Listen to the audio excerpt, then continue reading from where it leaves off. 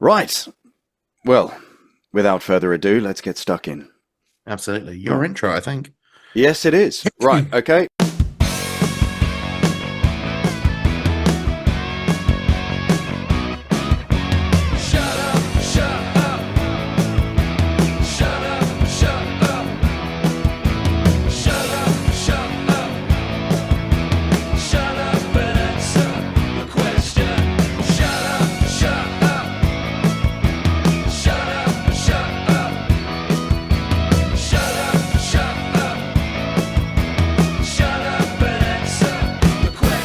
Hello everybody and welcome to Shut Up and Answer the Question, the show where you send one question and we take one hell of a time answering it. I am Sean Antony. And I'm Ethan Lawrence. And Ethan, we have a guest today. You could probably tell if you're listening because of the audio quality has shifted slightly. God, no mucking about, eh, Sean? You're just getting straight into it. I'm excited. I'm literally like a child at Christmas at the moment because this is a very special guest for me. For the history of the channel as well. So our guest today is not only an award-winning voiceover artist, he's not also a fantastic audio producer and also the host of podcasts such as the A to Z of Voiceover and the Creative Collective, which he is also the co-creator of. It's a networking group for creatives that not just a networking, but also for business and emotional support and for the creatives to find their people. He is also my original co-host of this chaotic cacophony of questions. It's Martin Wiskin. Yay! I don't quite know what to say now. That's taken up most of the time I've got. There we go. Yep. This is a new thing we've introduced on the podcast when we bring guests on, which is just effusive praise to start. Made me feel really awkward. I've never known how to deal with praise. Do I give it back straight away? Or? No. You just sit there. I think just wallow in it. Okay. Yeah, you just take it. You don't. Yeah, just keep the change. We don't need anything in return. We know where we are in this podcast hell. So I was going to call this like a full circle moment, but it's more sort of like a line and then a break. And then there's a circle, and then the line sort of keeps going after the circle. So it's more sort of like a sort of weird hieroglyph more than anything. So Martin, my big question to you to start things off. Okay. How does it feel to have a podcast you co-created be skinned, flayed, and then worn as like a cloak by someone else? It's the proudest moment of my life, I think. No, I think it's really nice that you should want to bring it back to life, because we had a lot of fun doing that. And is it more fun now though, Sean? Oh, it was so much fun. It's such a different. It's so different to the original setup that we had, where it was we were putting little skits in and stuff like that, and whereas this time it's just sort of keeping the conversation going. And well, you were in the most respect I can give, you were just the shepherd of my chaotic squirrel brain, and kind of you were nicely bringing me back in and trying to keep me on track. Whereas this time Ethan and I think on one of them we went on about a 20-minute sidebar. And then was like, oh crap, yeah, we got to get back to the question. Just forgot entirely that we were recording. So I think it's different. It's different producer styles, I think, because obviously Martin is an extremely professional man and was able to keep you on the straight and narrow, whereas I'm trying to derail you at every possible opportunity. And you know what? Looking back, I do think that was my mistake, was looking at it as a voiceover production rather than a podcast with two guys chatting on it, because at the time we were still breaking through into the industry, and I was thinking, right, this is an advert for both of us every episode. So I tried to make it, as professional and pristine as possible, and I think that's what burnt me out. Really, was going down that route instead of you did some amazing. You were doing amazing work on the production of it, but it was really. I mean, it sounded like the Archers. In there. We'd be listening to it, the original. I don't think the originals exist online in any form, but they were these little curio puzzle boxes that were just intricately designed, and it was so lovely. And now it's Thank sort of you. like an actively hostile war zone Right. where questions are being thrown about willy-nilly and at random. And I'm yeah, really, I feel let's go. really unprepared. I'm a little bit worried. Oh, we've never prepared a day in our lives. Famously, as people are now aware, Sean does not even know the question before we go in. Lovely. Which helps, and neither does the guest, as you can now confirm. Please confirm that you do not know what the question is. I can confirm. Excellent. We should get to the question, however, because otherwise we'll just sit here rambling. That won't do. No, we can't have a rambling podcast. I mean, who'd listen to that shit? I mean, heavens to Betsy. For people listening at home, obviously we bank these. I just listened to the assembly cut of episode 9, and it took us a full 25 minutes to even start on the question. So this would be. We talked about Steve McFadden a lot, but that's by the by.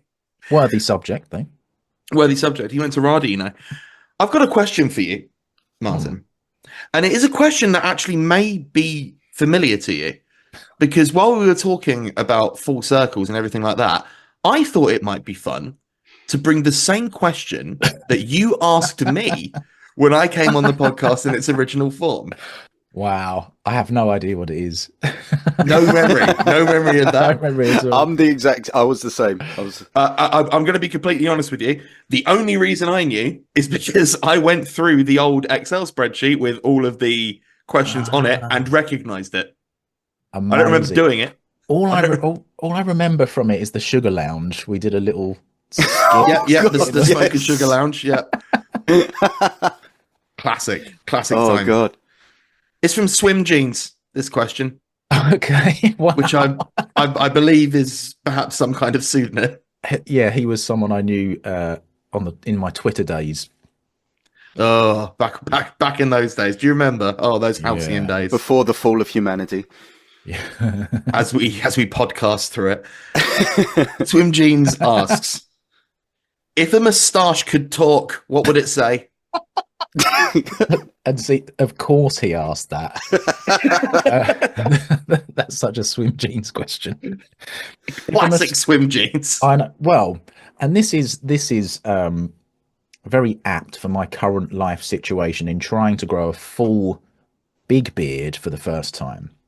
In our pre-chat before we hit record, that was basically the first thing Martin said. He came on the Zoom, said hello, and then said, "Is my beard all right?"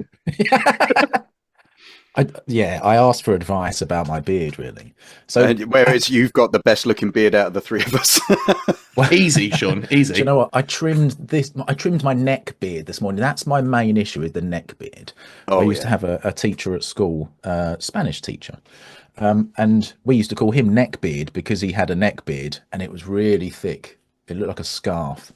And I don't want that, so I've been sort of trimming those bits to kind of is the term fade in to the rest of the beard. But yeah, so my moustache, I think it was yesterday actually, I was in the garden putting a tent up for Easter holiday fun, and I could smell I could smell something, and I wondered what it was, and then it was my moustache that smelt, because I'd earlier on in the day drunk some milk, and I'm not yet used to getting rid of things in my moustache because it's just long and I haven't had it that long before. So my moustache would say, I don't know, give me a fucking wash, I think.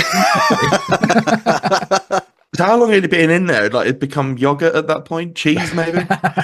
It was, well, do you know what? It was an odd smell, and I could only, whenever I walked around, back in the house, back in the garden, it was there. So I just assumed it was my moustache, and I think it was. But it was, I don't know, it was just kind of bad, you know. It was a bad smell. It doesn't smell at the minute. I'm drinking herbal tea to make sure of that. Well, once you leave that in your moustache for about 4 weeks, that's going to start to smell and all. Yeah, true. So I need Get some to, nice fermentation. Yeah, so my main goal for this podcast now is to get some grooming tips. And you've turned to me and Sean for that. Well, two shambling semi-humans. genuinely, before I come on this morning, I was thinking, they both got beards. This is ideal. This is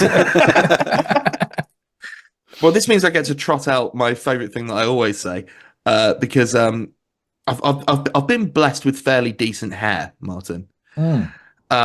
It's quite thick, it's luscious, it's quite healthy, which means I am a dream in my job as an actor in the makeup trailer. Every time a new makeup technician gets hold of my hair, they're like, "Oh, this is great! Look at this, yeah!" Running their hands through it. And I'm like, just good genes, I guess, good genes. And they say, "What do you do? How do you keep it so luscious and healthy?" Soap, okay. just shampoo in it. Like you don't need to do anything fancy. And it's the same with my beard. Like I wash it. I think that's the key. The key is bathing. The key is just general hygiene, which I swear down it works. I'm lacking. I'm not saying it's you're actually a stinky boy, but you did also have like days old milk in your moustache. Yeah. Well, no, come on. I think it was from that. I think it was that morning. It's actually which is still bad enough. Because I used to use beard oil in mine, just to sort of a little bit more of a condition to just keep it because you get the little flyaway bits on the side. And it kind of, if you get some beard oils, they give you spots underneath, which then get itchy and a little bit painful.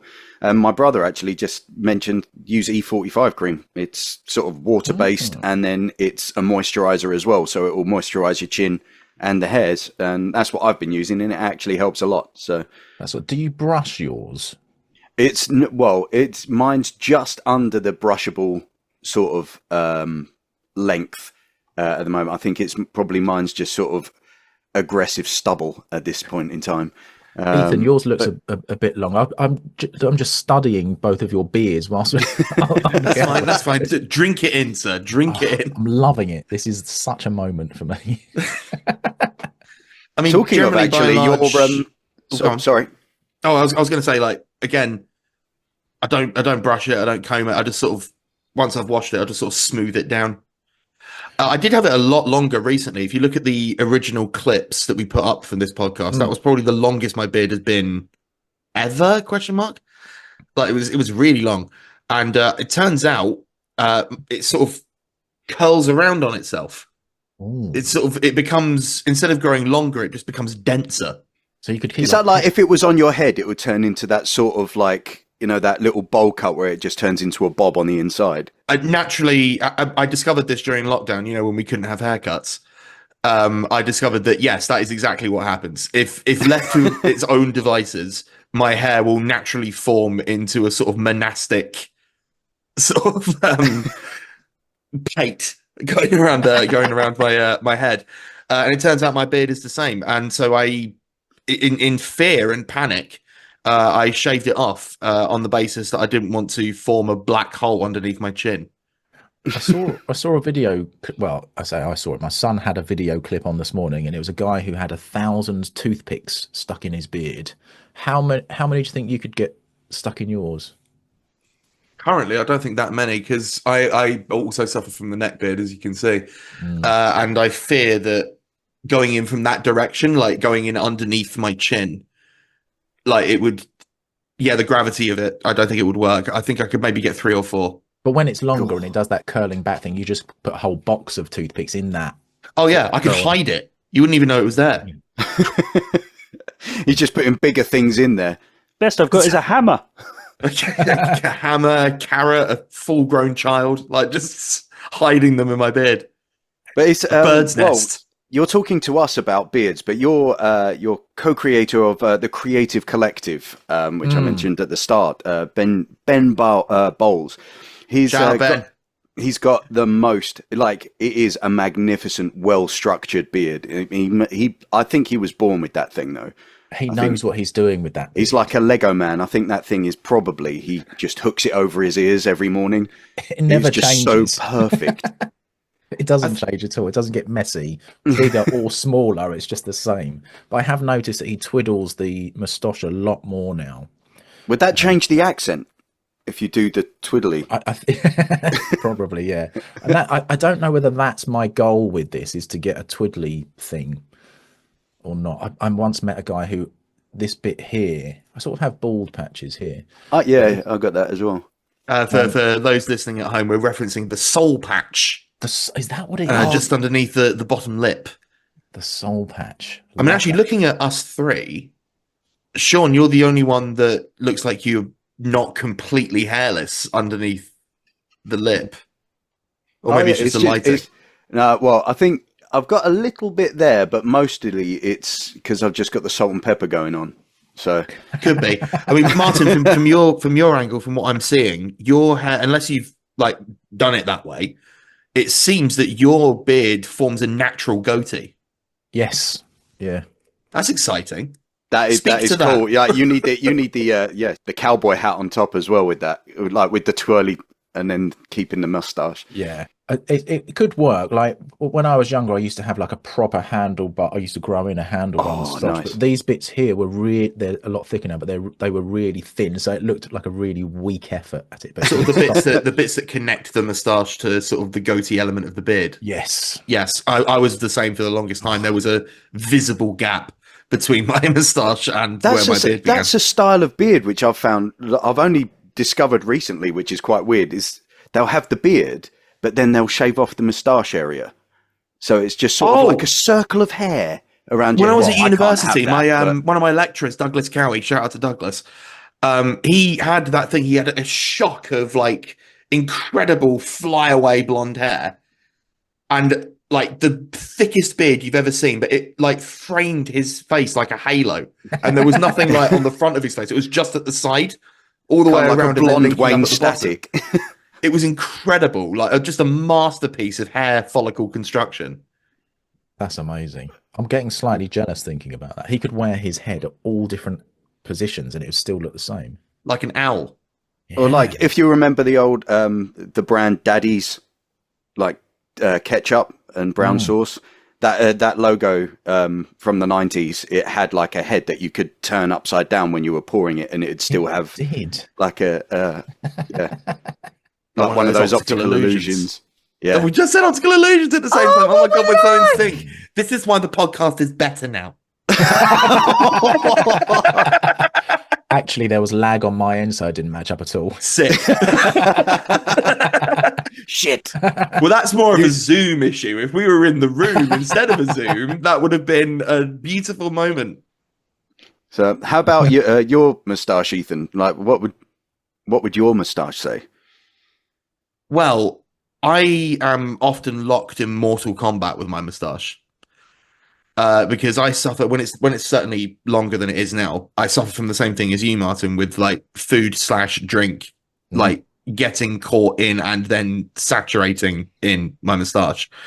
So I mean, it's definitely a fiddle thing as well. But like I feel like I was constantly like just like using my fingers to push it aside and like move things off and just trying to keep it stable. I guess stable, my moustache. So, I mean, broadly, if it is in that point, if it is at that length, it would probably be something like "get off of me," but not in like that sounds really bad. Actually, now I feel like I'm molesting myself. But that's not what I meant. That's not what I meant. Well, look, Sean, it's too late. You've thrown this at me. It's out now. You've thrown this at me. Cut that. You've thrown this at me, and you know full well that one of the new things we do in version 2.0 of Shut Up and Answer the Question is define our parameters. Oh, yes. We mentioned earlier, if you twiddle a moustache, does its accent change? Do moustaches have nationalities based on shape? Martin, discuss. Damn, pressure. Like I said, it's a much more hostile atmosphere on the podcast now. I thought when you said we have parameters, it was going to go down the professional route again. I was like, I'm ready. I'm back in the zone. And no, just attack. No, it's something stupid. Every time it's something stupid. Can you repeat the question? I've forgotten it already. If, Martin, your moustache has a different shape / is manipulated into being twirled, does that change its accent or nationality? as a character? No. Okay, so the moustache is the nationality you are that you were born with. Brexit Yes. means Brexit. Yes, I think so. And that's because when Sean was talking earlier, I think he was talking about when you twiddle it, does it change your accent? Is that what you said, Sean? Because I think when you start playing with things, you start to fall into different characters and voices. Yeah, sort of, especially with the twiddly. Like, if you've got your goatee on and then you start twiddling, I don't know why, but you just seem like you need to be going searching for some oil. Exactly. But then if you've got the full bit, or like if you've just got the moustache and then you're twiddling, you can... I think in terms of the moustache being its own being, it's just like it getting a haircut or a whatever. You know, when I get my hair cut, it doesn't change how I speak. And that's my reasoning, I think. Okay, so just to be clear, you're refusing to play in the space with me for sentient moustaches. You're refusing to engage with the podcast. Well, I'm refusing to engage with swim jeans. What a ridiculous question. We didn't say that. Don't sue us, swim jeans. Yes. Oh, yeah, that's a new thing. We're terrified of litigation on this podcast now. Oh, okay. So don't say anything libelous. Just to confirm, then, I do know him really well, and he would be fine with us being thoughtful to him. I wonder if Swim Jeans listens to this now. He will. I can send him the link. But if he found it like organically, do you think he'd be surprised? I think he'd be surprised because that must have been 3 years ago that we recorded. It was 2022, I believe. Yeah, 3 years ago. Okay, yeah. So yeah, the same surprise as I was when you said that question out to me. Oh crap! Yeah, that was a thing. Yeah. So no, that then in your view, moustaches don't change their character based on shape. So we can dismiss that as a space to play in.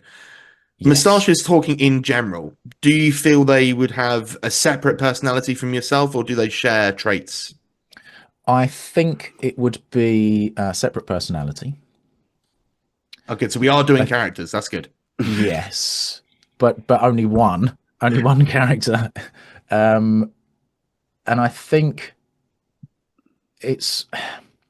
I had something in my mind then, and then it trailed off. And all I can see now is just blank. Welcome to Shut Up and Answer the Question. That is my head normally. What if I throw a succession of random and increasingly upsetting questions at you until you remember? I say, why not? Okay, right. Can you repeat? Do you think Hitler's moustache had designs on Western Europe? No. Oh, you think it may have been a pacifist? It's probably no. I think Hitler's moustache was probably like you cut me just so you could put a gas mask on me, and now you're being a dick. What the fuck? I'd love to watch that as a feature presentation. Just what just Downfall, but the moustache is also a character. Oh, that would be great for a shot. Just watching the most drama short of Downfall, and then you've just got. No, I think this is a bad idea. No, please, no. It's Jar Jar Binks' moustache. Yep, Jar Jar Binks' moustache. Oh, Jar Jar Binks with a moustache. God. Jar Jar Binks with a Hitler moustache. Oh no, we're doing things wrong. No, rewind. Has that reminded you of anything, Martin? Has that helped? No, because it's helped me forget the first question even more. Martin's now going, oh yeah, it was a good idea that I did stop doing this. Shit. In fact, I think Ethan's was the last ever episode, wasn't it? I think it was, yeah, probably. No, don't say that. No, it wasn't. I hope I didn't kill the podcast. Especially since I've now resurrected it necromancer style. No, it's all good. I don't think it was. Oh, thank goodness. Unfortunately, genuinely, Sean, there's no way to check. I've got it all on the, my hard drive. I found it the other day. But you don't know what order they were released in. Oh, they've got the date. All right, maybe you do then. But I will never tell. Sean, how about that? Whoa. I miss you, Martin. I was just going to say, am I allowed to swear on this podcast? But we put an explicit rating because, I mean, my God, the stuff we get away with, we don't really get away with it. I was going to say, how do you know you've gotten away with it? Well, so far we haven't been shut down by anyone. That's a good And game. well, now that it's very strange that Spotify has comments as well. You're seeing those pop up but as a a podcaster yourself, how do you find just the space of like the uploading, making sure that each platform has its own needs met and stuff like that, or do you use something that just covers the whole lot? I do use something, and it's called Joe. He does it all. It's amazing. So yeah, this time around, because I think we did shut up and answer the question, and then after that, the next one was the A to Z of voiceover, which I knew had an end point because it was just the A to Z, right? There was going to be 26 episodes, and some of them were like 30 seconds long, so it was quite low maintenance. I can't imagine there was much for you to say on like X. I can't even remember what that was. X-rays are a thing that do not require voiceover. Next step. Yeah. But yeah, this time we had the concept for the podcast we're doing. We just wanted a really low maintenance thing to put out every week. So we record in batches, and it's 5-minute episodes, doing little interviews.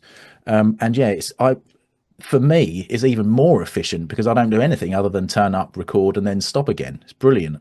Amazing. But in terms of like it, I always think that there's billions of podcasts out there, but I still think there's room for more. So that this is back is brilliant because you guys have got loads of stuff to say, and everyone has. They just might not know it yet. So I think there's always scope for more podcasts. Well, certainly what we've found doing the guest episodes, not to pat ourselves on the back / toot our own horns, but what we've found with the guest episodes is that using the question as like a springboard, as a jumping off point, it really relaxes people, gets them to open up. And especially when they realize there genuinely is like, there's no structure, like, there's nothing that is required of them. It's just free-flowing, free-form conversation. Anything can happen. And weirdly, that seems to de-stress people because once you realize there's no guardrails, it's like, oh, okay, well, we're just 3 blokes on a Zoom having a laugh. I will admit there has been a couple of times where I thought, hey, we're not talking about moustaches anymore. Yeah, that's a new thing for the podcast where we don't answer the question. Yeah, we really do go off the rails. I cannot stress enough the episode that will be coming out the week we record this, 25 minutes of Steve McFadden before we get to the question, which had nothing to do with McFadden, nothing at all. I love that. Have you seen the YouTube clip of Steve McFadden as Phil Mitchell, where it's the EastEnders theme tune, but just with him going, "Ay," and it's just "ay, ay, ay, ay, ay, ay, ay." I haven't seen that, but I will be. That's exactly what I'm doing the second this podcast is finished. It's so old, but to date, one of the greatest things I've ever seen. Do you have funny. Like a maybe like a clutch or a tranche of videos on YouTube or whatever platform that you return to when you need a bit of a pick-me-up? Yes, I do. And one, actually, it used to be, there used to be a couple of clips from Lord of the Rings. So the one where Gandalf comes back after finding the Rohirrim, and they all come down the hill and attack. At Helm's Deep, lovely shot. Yes, Helm's Deep. Yes, love that. Get goosebumps right now just talking about it. When the sun rises on the 5th day, look to the east. Oh, yes, cinema. Awesome. I want to watch that in a minute. Can you just hang on whilst all 3 extended editions? I'll be back in 12 hours. And the other one that actually I think has overtaken it recently is the climax of Endgame, where Captain America is just standing there, he's completely shattered. He's like, "Is this the end?" And then he hears, "On your left, Captain," and then they all start appearing. And I'm just like, yeah, I'm a proper sucker for the band getting back together in films. And like, so when Gandalf comes back with the band, and everyone turns up to help out Captain America at the end there. Love those bits. So those 2 are probably the ones that I go back to the most. I think it's because sorry, go on, John. No, I was just going to say it's that sort of the swell, and as you say, everyone's back together, but it is that just sort of a massive like punch of hope. And well, I mean, they're all such a decent way into their story as well, that you get to know the characters, you get to feel, you get to have the feelings that you have while experiencing each one of their stories, and that what makes it more powerful when that does happen at the end. And I think that's what's actually they've not been able to replicate since, because they're trying to just go straight for that point instead of the build up, which is also such a major important part of those scenes as well. It's the whole course of like 25 films or something to get to that point, and now there seemingly is nothing that they're aiming towards, because they've done that, and it was like, well, what next, sort of thing. It just seems to be a bit of limbo. See, I feel a bit trite now because when it comes to videos that I watch to make myself happy, I like watching John Travolta mispronouncing Idina Menzel's name at the Oscars. It's a bit different, isn't it? Yeah. When you're watching this thrilling, stirring, like emotional climaxes of films, and I'm there watching a guy going, Adele Dazeem. Well, when you did say Lord of the Rings, I thought you meant the little clip of with the guy redubbing looks like humans back on the menu, boys, and that like instead of actually having the orc, it's just sort of you're like meat's back on the menu, boys. Oh yeah, I really like that. Yeah, oh yeah. Lovely. That always. I remember where it was, but there was a broad discussion about the sort of the ramifications of that line, being that not only had meat been off the menu, so what were they eating? The fact that orcs recognize menus as a thing, which sort of implies orc restaurants. Yeah. None of which a little orc cafe. So what did they eat when humans weren't on the menu, do you think? Grass. Just probably. Mud, yeah. Actual just mud shit. Actual shit. Just mud, just scooping it in. Making sure they didn't get it into their moustaches. Actually, none of the orcs had moustaches, do they? They don't have any hair. Oh no, they did. A couple of them have a bit sort of like a couple of them have sort of like scraggly tufted hair. Yeah, not great looking, but yeah, no, they don't have beards. They got more hair than me anyway. But you've got more beards. Yeah. Well, they we've don't got have more beards than a whole army of have orcs. Beards. Did they have eyebrows? Oh. Leave that silence in, I think. Leave that in just to sort of demonstrate that was three men thinking about orc eyebrows and not saying anything. I'm going to make that a short, and all that is just 3 seconds of your surprised face of, oh God. Once again, the ramifications of what we've discovered here. Orcs don't have eyebrows. And then does that change their accent as well? If they had a moustache? Or eyebrows. Or eyebrows. It would change their expression. Well, maybe that's what it is. That's what that video was. You just attach eyebrows to an orc and suddenly, fellows, meat is back on the menu! It'll become Matt Berry, apparently. I now want to see Matt Berry as an orc. Meat is back on the menu! I can't do a Matt Berry. I'm not the voiceover artist here. Oh, what's her name? She was in, is it Daenerys Targaryen in Emilia Clark? Emilia Clarke. Yeah, you've got to add her eyebrows to orcs. What's special about her eyebrows? I can't remember her eyebrows. She is the most expressive. She can she could have a whole conversation with just her eyebrows. I mean, what is an eyebrow if not a high moustache? Yeah, a smooth moustache.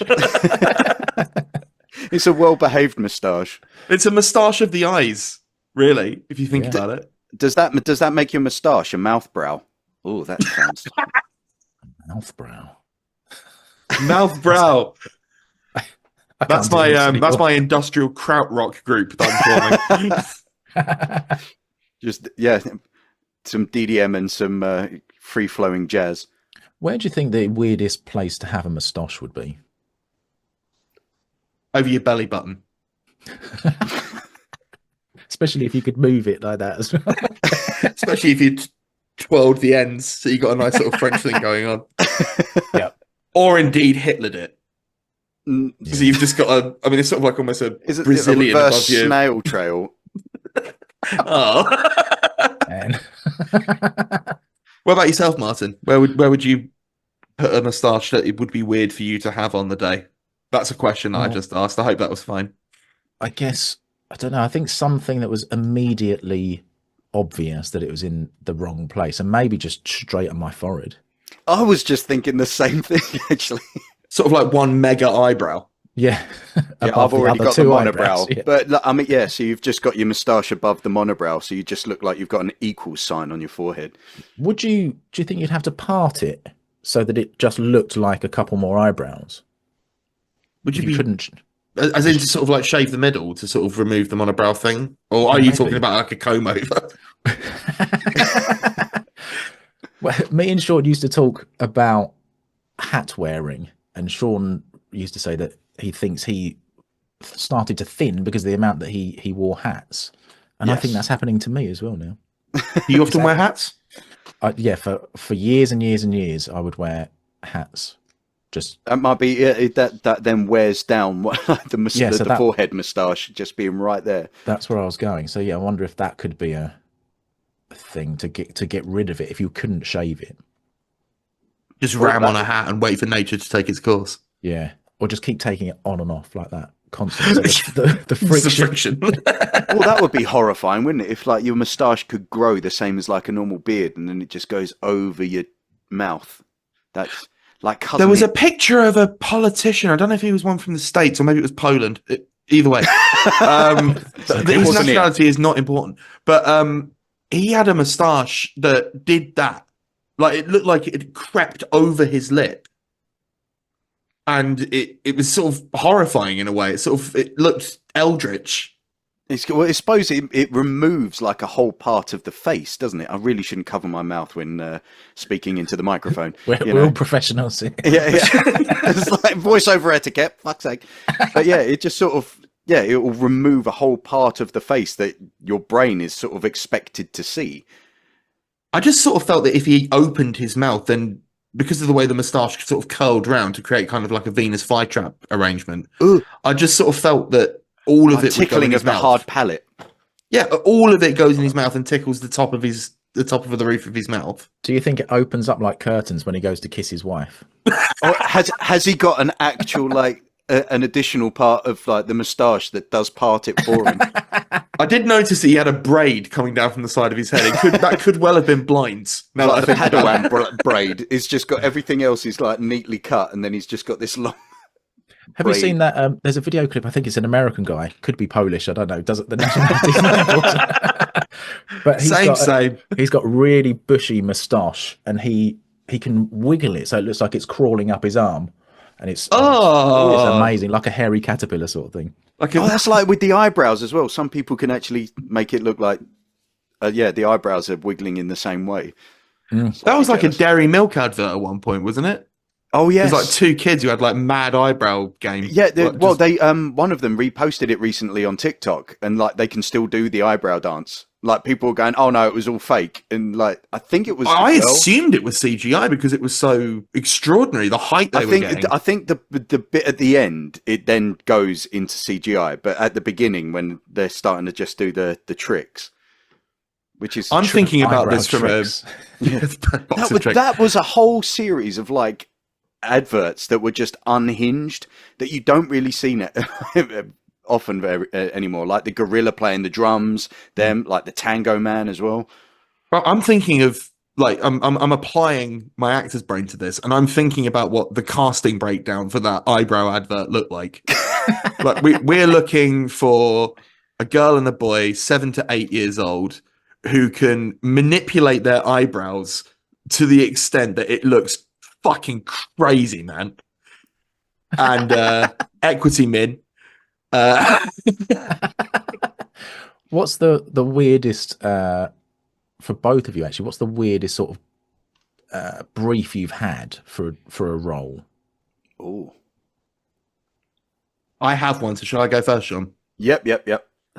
So this was I'm going to apply it to ones that I actually got because I think that makes it sort of more fair because I've had my fair share of absolutely bizarre casting breakdowns, but I think one that I actually got. Do you remember the X Factor winner, James Arthur? Yes. Shout out to James Arthur. Please don't sue me. I auditioned and subsequently got the opportunity to be in the music video for his single "You're Nobody Till Somebody Loves You."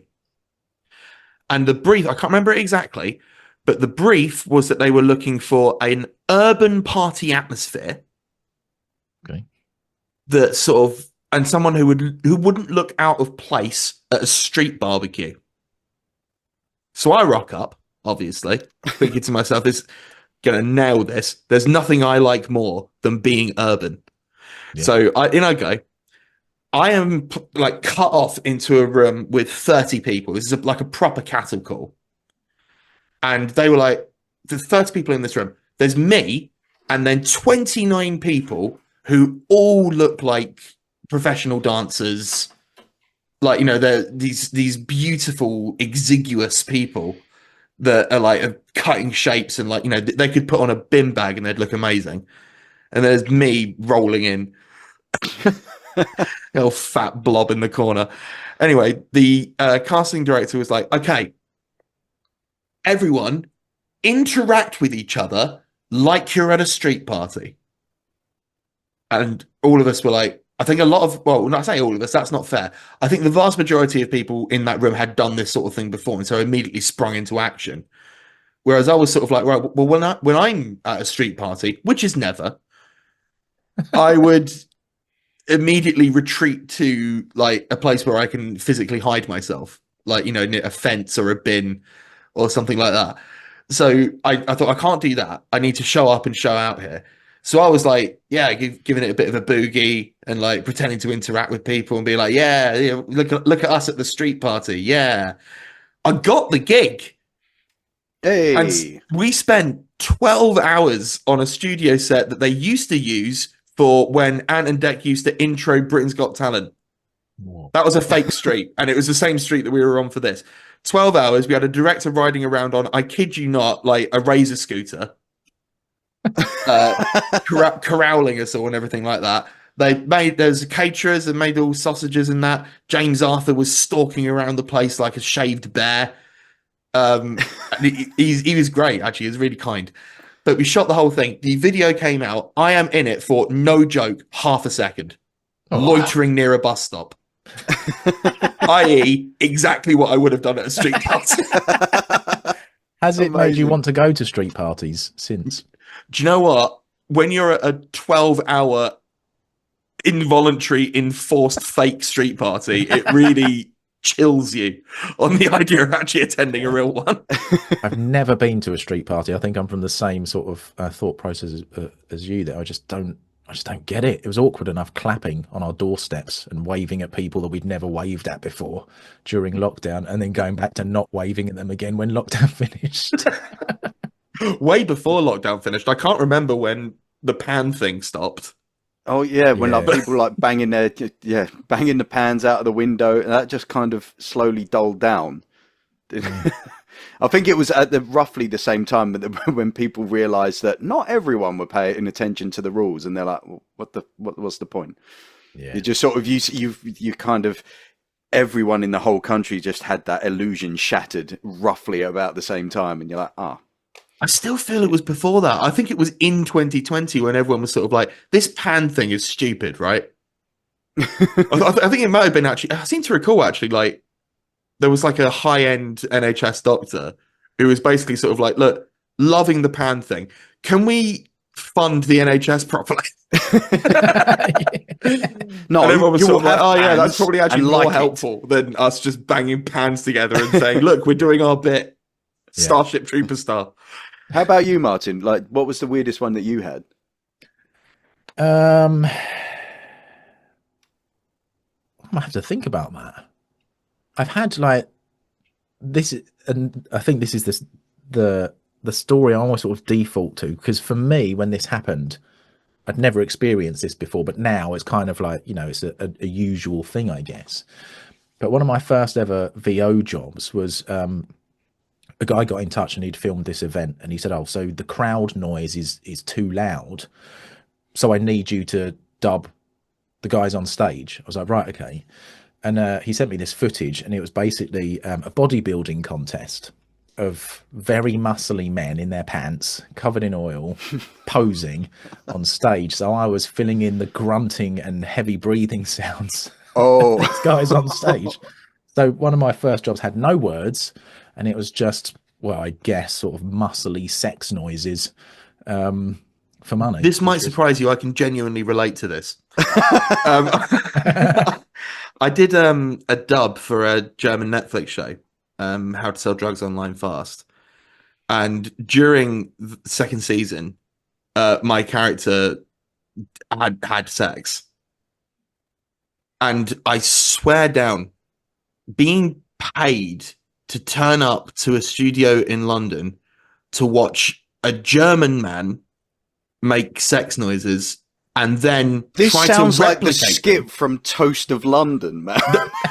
The weird thing is, when it comes to this sort of thing, like, it's frightening how close to the line Matt Berry got. Like, it's because, like, you know, we're sitting there going, right, oh, okay, so the camera's sort of panned around on him there, and his mouth is open, so that'll be like an open gasp. Okay, yeah, so open gasp there.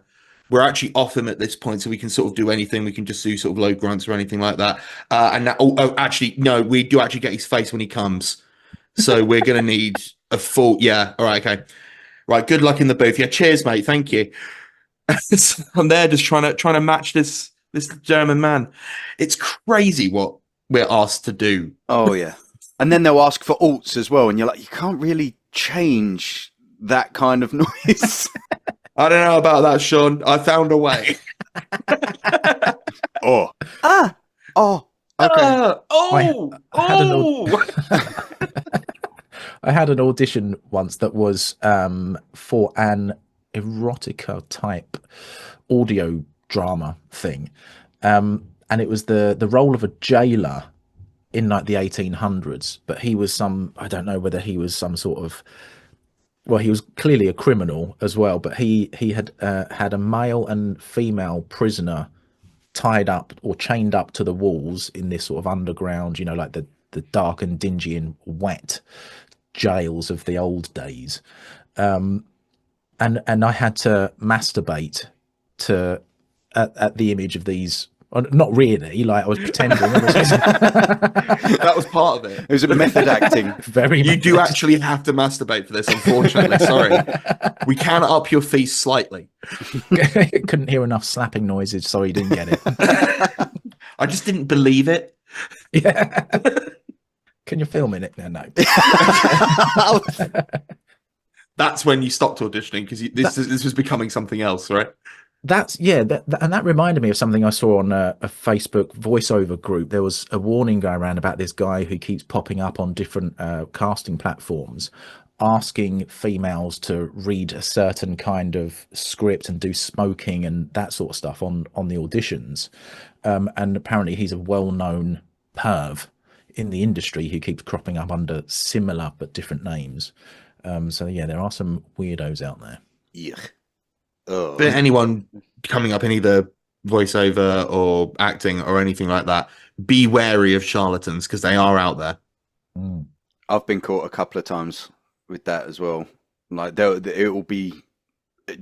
I've managed to get a little bit more wise to it, like especially with the questions that you ask and how you go about with it. But they'll come in and then they'll ask, I don't know, like if you could just do a quick excerpt or something like that, and then they'll say, okay, this is excellent, okay, we want this, and then they'll put everything in as though it's like a 30-second spot, and then the script to then be quite a bit longer, or there'll be a couple of them, and then it will just creep in. They'll want a bit more, and because it's like that sunk cost fallacy kind of thing, like because you've already done that bit, you're like, okay, I'm already here, I'll do a little bit more. And then by the end of it, you never hear from them afterwards as well, or they'll go, oh no, we decided to go with someone else. And you've always got that little bit in the back of your mind, like, did they though? Or did I just, like, I've given them everything they need and then they've just scarpered. But yeah, it's tricky though, isn't it? Like right at the beginning, I remember I managed to stop it just as it happened, but there was one of the platforms I was on, and it was for whatever reason they'd sent a Word document with all the stuff in it. I was like, right, cool. And because I was new, I was excited about getting this opportunity, and it had an exe file embedded in this Word document. And I thought, oh, right. And it said, please click here to view whatever it was, the terms and conditions or whatever they put. And I double clicked on this exe in the middle of a Word document.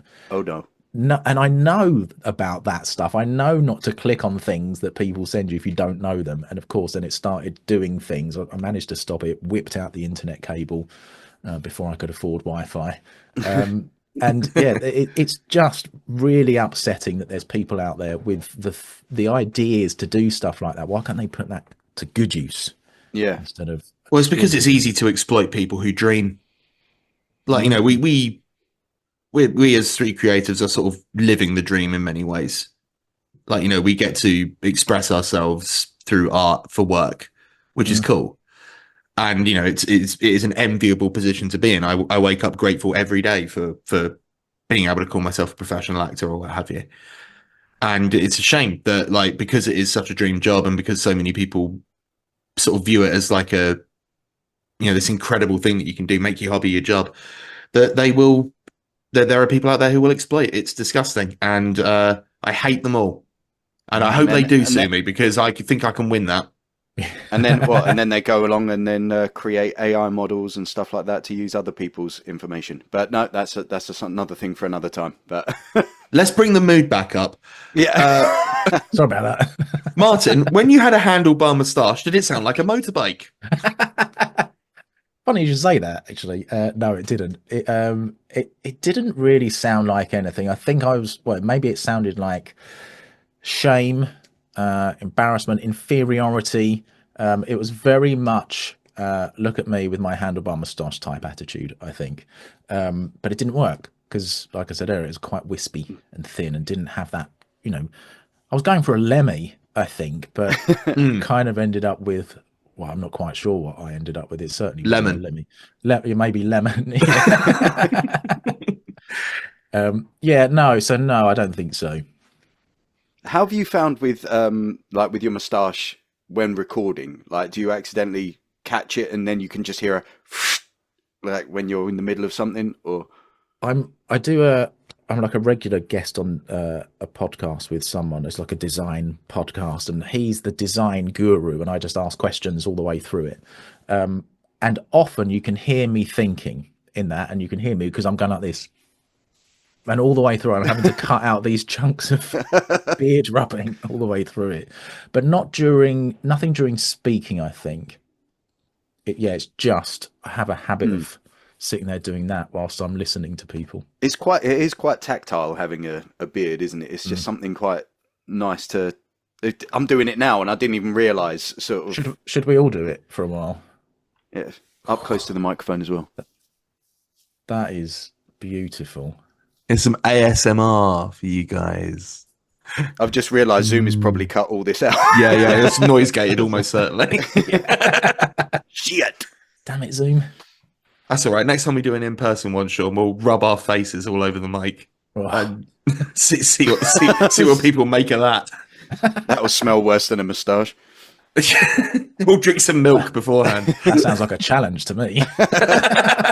It's a difficult wank, I won't lie. Right, I'm so sorry about this, Martin, but we're gonna need to push you for a definitive answer. If a moustache could talk, what would it say? I think personally it would complain. I think it doesn't have a great lot in life. I think it's covered in milk. I think it's constantly being poked and probed. Yeah. But I wonder where you landed on it. My own one, like I said, would definitely be a complainer because of the way that I treated it. I think there's be a lot of moustaches out there that don't get like the E45 cream, I think it was that Sean mentioned. I think they don't get that kind of respect from their owner. I think generally overall, bit of a moaner, but justified moaning, I think. So it would say something like, just treat me better, man. I think was looking at you the entire time, Martin, but I just glanced over to Sean's and we both had our hands on our beards, taking it all in. And I didn't realise that was happening. It's really... I'm so conscious of myself now. I think my moustache is... my moustache knows that it has the power because now I've got no hair. He's like, you've got to look after me, otherwise I will leave too. And I don't want to look like a thumb or an orc. You've got eyebrows, so They'll go soon after. They'll go. It all goes in the They're end. unionizing. My follicles are unionizing. Do eyebrows get thicker as you get older? no. Yes. Yeah. Oh, okay. We've got an argument Oh. here. My eyebrows are thinning, so you can see. I think I'm just it sort of- looks like I'm getting yours then. maybe, yeah. Because there's some photos or video clips of me where I'm sort of raising my eyebrows up and down. It just looks like I haven't got any because of they're just getting very thin and very faint in color as well. So they're going lighter. I'm having to actually trim mine. Like when I do my beard, I'm having to trim mine as well. I feel like such an old man. Because now that I look, I can barely see them, Martin. I think If it's I go partly like that, because the way the light's shining on you, you're slightly washed out, but also, yeah, they're very fair, aren't they? See that one? When I do that, this is great audio. You can't. There's no, No, this is We've done perfect. this They don't every know what I'm episode doing. of these ones. I might have my willy out or something. When I do this, you can't see it at all. Oh, he's recording for the guard again. This is the audition that we've actually set up for you. This whole thing was an elaborate ruse to try and And here see is your the toddler. hiring agent. And you failed terribly. Damn it, no Todger, Sean. How are we gonna get around this? What Right. would Well, I think that is. I think that.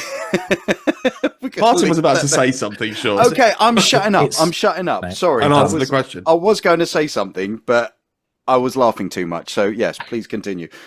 I was enjoying myself. no? And this is really bad because I have extended the podcast for no reason. Because I was going to say, but Ethan, what about your moustache? But you started us off, and then I was going to say, but Sean, what would your moustache say? And you've answered it as well. So I'm just going to shut up and let you carry on. You could say that we've shut up and answered the question. We got there in the end. We got there in the end, Thanks, and had some great sidetrack conversations along the way. And thank you so much again, Martin, for joining us for this. Well, thank been you. an I honour. hope I've been an acceptable addition to the. Acceptable, more like exceptional. However, I do have to ask you, how did you find that? Your baby wrenched from your arms and bastardized into this shit. How does it feel? I'm devastated. You started it so happy, but now you're devastated. It's just been one downhill roller coaster from the beginning. So we know who had the creative power in it originally. No, I've really enjoyed it. Thank you. It's been an absolute pleasure and honor to come on and have another bash at it. So yeah, it's been great. And there was at the beginning, I thought it was the beginning. I thought we'd just been chatting for a little while. And I looked at the clock and it was like 35 minutes past the hour already. So yeah, I was having fun because time flies. Yes, I'm sure, Sean, you're the same. I always keep a little weather eye on the clock in the corner. Yeah. Well, it's more that I'm very aware that the guest has other things that they might want to be doing. I should say, Martin, like we did, we had. Actually, I'm certain this episode probably would have gone out before yours. We had Tom the Blowfish Hurd on as a guest, who's a marine biologist. Okay. And genuinely, we were sat here basically in silence for a full hour as he gave us a free marine biology lecture. And frankly, I could have gone for another 5. That's incredible. Like it was, so we had to look at the clock and be like, no, that this is actually insulting now. Like, we've been here for an hour and 15 minutes. You're doing this for free.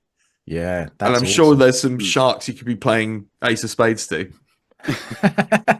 Just a last note. I am going to be releasing Martin Wiskin's "Shut Up and Answer the Question" within the next couple of months. So Collaboration, not competition. Exactly. The original "Shut Up and Answer the Question." Yeah. Original awesome. flavour. It's been awesome. And- Thank you. No worries, man. And have you got anything that you'd like to plug for anyone that's listening? Plug your shit, Martin. Plug my shit. That is not something I expected to be saying today. Gave me a great image. Well, not really. I guess you can have a quick listen to my podcast. It's 5 Minute Business Friends is what it's called. And the idea is that we spend 5 minutes chatting to someone we've never met before, see if we can become business friends. There you go. Thank you very much. Fantastic. Tune in. And, well, yeah, I believe that is it. That is the end of this podcast. Absolutely. This Martin, thank you so Not much this series. We're not going to end this series on your guest appearance, mate. That really would be the full circle line, wouldn't it? Yes, the flat line. No, but thank you so much for coming on, Martin. We very much appreciate it. And it is, I do feel a sense of clarification and closure now that we've sealed the loop. And now I never have to talk to you again. Yeah. You never have to talk to me again. And Sean, you are you can choose who you want in the divorce. Do I get 2 Christmases? Yes. Bagsy, not Boxing Day. Thank you for listening to Shut Up and Answer the Question. Your hosts were Ethan Lawrence at Ethan D. Lawrence everywhere and Sean Antony at Sean Antony VO everywhere. You can follow the podcast on Instagram at Shut Up and Answer Pod or on TikTok at Shut Up Pod. If you want to email us a question, feel free. The email is shutuppod@yahoo.com, SHUTUPPOD@yahoo.com. Our artwork was by Kitsune Kei, and our music was by Eyes on Legs. We want to thank Podbean for hosting this podcast, and we will see you next time. Shut up and answer the question. Martin, we alternate. I'm going to leave that there. I'm going to clip that to the